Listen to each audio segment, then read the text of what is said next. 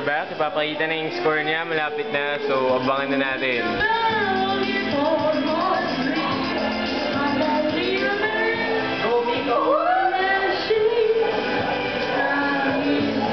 Sobrang nasa ano talaga, feel na feel yung kanta. Okay, so here's the fan again, and there's another fan right here. Okay, so time for the score. Once again, Miko Asiso. May bago siyang fan dito. Miko Season! Ito na yung score niya. Decent enough. Pwede na. Interview. So, Miko, ano mo masasabi mo? Bumawi ka, naka 81 ka ngayon. 5 points. Anong masasabi mo? Magsalita ka naman. Ganun talaga, napakagaling mo.